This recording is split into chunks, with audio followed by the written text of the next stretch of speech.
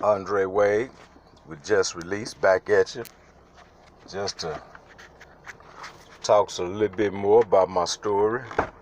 Right now, I'm in front of the elementary school that I went to, and I believe this school done changed since the 70s, since the times that I was in it. You know, just to give you a little picture of its growth. This is the school.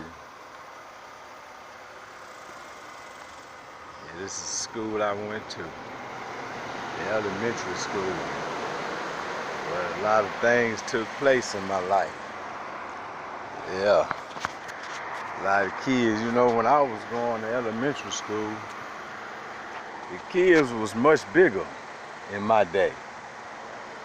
They was much bigger. And you look at the kids in elementary today, they seem so small. They seem so small. But like I say, when you're small, it seems like everything big anyway. But once you get older, you see the true nature of height. And it's a beautiful day, ain't it? Yeah, this street here used to be crowded with kids. They done put new gates around it. They done put a whole lot of new things. It wasn't this big. All that was new right there. When I was going to school, it was a little old simple elementary school. Peterson Elementary. Well, old Dre, little Andre was a character. And I say I was a character. I had to bring my mom up here so she can register my aunt's daughter, who my mom take care of and raises. She'll be starting school in a little bit, so she's getting her registered. I told you I'm on crutches, but it's a good thing. I told y'all it's a good thing being free, and I just love it. I love expressing myself on my videos, and I appreciate you listeners, because every day is a growth and development within our lives. It's something that we did yesterday that if we could do it again, we probably would. So today, we come to that same situation and we'll do better things. We'll make better choices, better decisions. Because the decisions I made in my life at the past, it hindered my growth. It hindered my growth in my professional life. It hindered my growth in my relationship with women. And it just, so much of my coming up and going through the things that I went through hindered me. And then it's got its strengths, just like Just Released right now. This was something that I've always dreamed of while I was incarcerated. But I'm doing it now. I'm setting it off.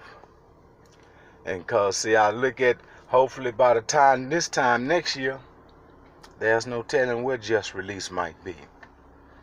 But I just want y'all to know that I'm still open. I'm still open for reviews. If you would like to have, all you have to do is contact me.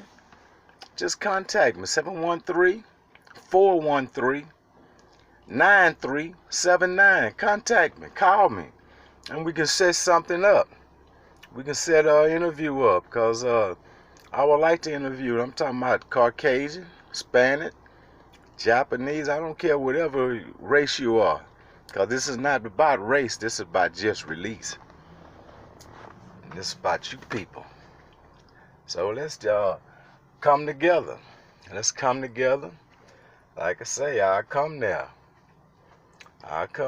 We can sit up, we can talk, and find out everything that we need to find out. And we're going to express it. We're going to express what's going on in our lives and what's taking place in our people's lives that's incarcerated.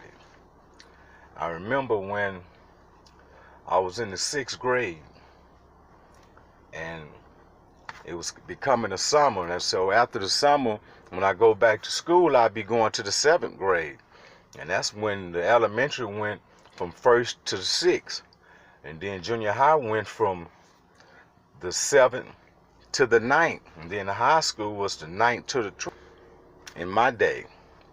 So I was thinking about the time we was in my front yard. Now, a couple doors down from me, one of my neighbors, she was a 7th grade history teacher. And she had said something. She had come down to our house, and she was saying something, so I had cussed out and told her to get her ass up out my yard. So she told me, "You must don't know who I am. I'm the 7th grade history teacher at Dick Darling. So I don't care who you, if you don't get out my yard, I'm going to sick my dogs on you." I had some dogs that bite back then. So she went to going off, but she left. So when I went to Dick Darling, bam, they had me in her history class.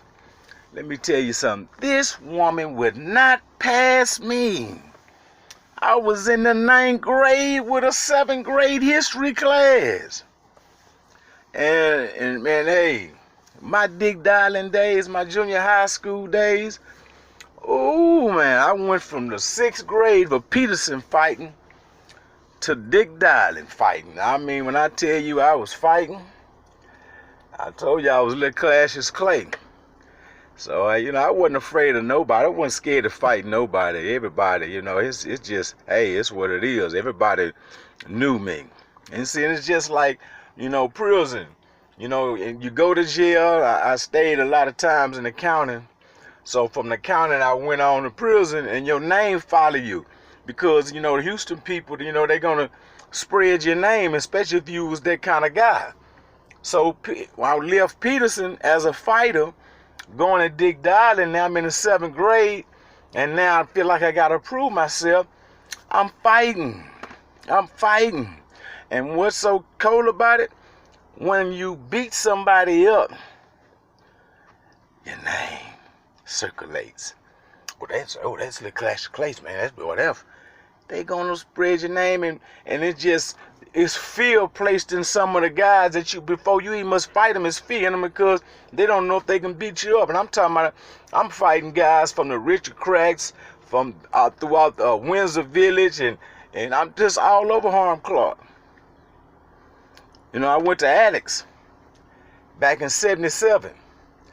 And Addicts is like out there by the Sunnyside, South Park area.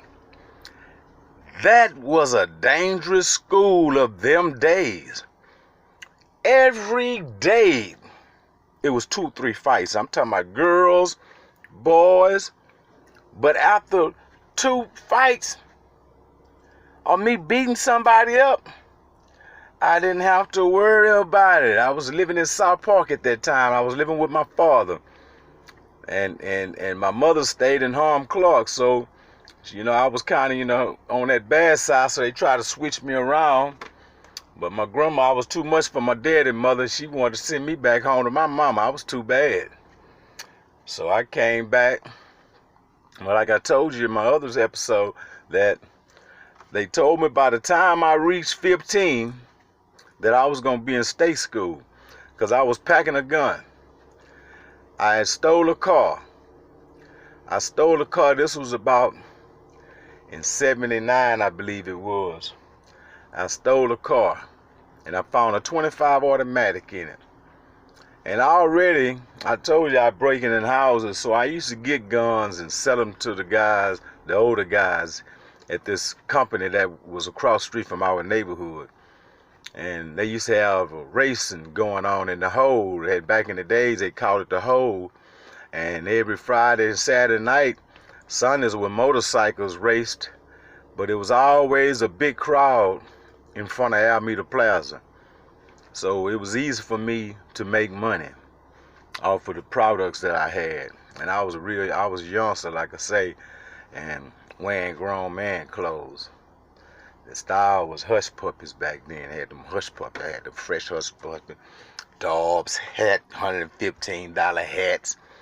Used to go downtown, put stuff in a layaway and pay for it. Fake ID. Going into the clubs. World's champion. All this. And I met this time I hadn't even gone to state school yet. But I was a big boy. But the story goes on. And I got the story to tell. Just released with Andre Wade. And I'll be back.